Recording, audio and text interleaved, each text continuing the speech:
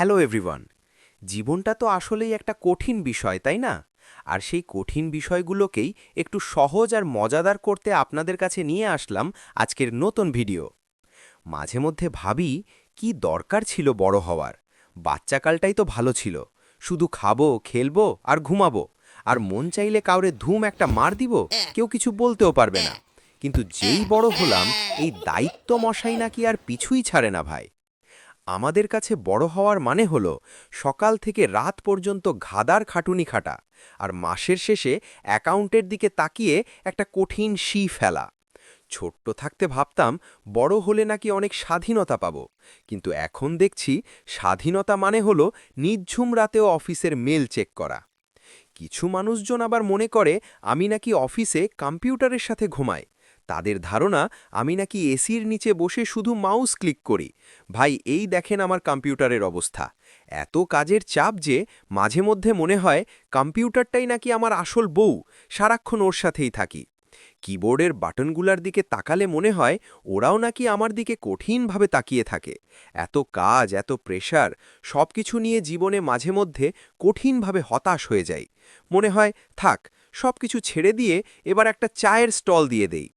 ঘরের কোনায় বসে বসে স্বপ্ন দেখি একটা ছোট্ট দোকান হবে, চা খাবো আর হিসেব করব আজকে কয়টা সেল হলো, প্রতিদিন কয়টা সেল দিলে আমি কোটিপতি হতে পারবো। মাথায় বিশাল বিশাল ক্যালকুলেশন চলে। এক কাপ চা 10 টাকা হলে দিনে 1000 কাপ বেচলে, ওফ, আমি তো এখনই মিলিয়নার। ভাবতে ভালোই লাগে, মনে হয় বাস এবার বিজনেস দিয়েই আমি পুরা ওয়ার্ল্ড কাঁপিয়ে দিব। কিন্তু আসল ট্র্যাজেডিটা কোথায় জানেন?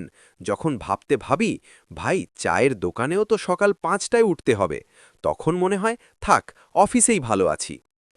কিন্তু ঠিক কিছুদিন পর ঘুরে ফিরে দেখা যায় আমি সেই একই চেয়ারে, একই অফিসে, সেই একই চাকরি করছি।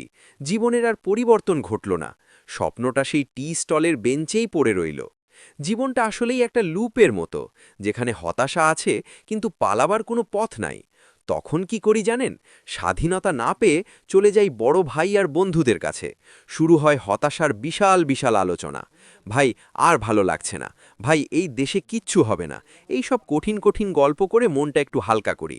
এক কাপ চা আর বন্ধুর সাথে একটু গসিপ, বাস এটাই তো আমাদের মতো মধ্যবিত্তদের অক্সিজেন। তারপর তারপরের দিন আবার সেই একইভাবে একই রাস্তা দিয়ে অফিসে যাওয়া। মানে হতাশা আছে, কিন্তু যন্ত্রভাবে আবার শুরু করাই হলো জীবন। আপনাদের মধ্যেও কি কেউ এমন চায়ের দোকান বা খামার দেওয়ার স্বপ্ন দেখেন, নাকি আপনাদেরও মনে হয় বাচ্চাকালটাই ভালো ছিল? কমেন্টে কিন্তু অবশ্যই জানাবেন। আজকের এই হতাশার গল্প যদি আপনাদের ভালো লাগে, তবে ভিডিওতে একটা লাইক দিবেন। আর আমাদের এই কঠিন বিষয় পরিবারের অংশ হতে সাবস্ক্রাইব করতে একদম ভুলবেন না। আজকের মতো এখানেই বিদায় নিচ্ছি।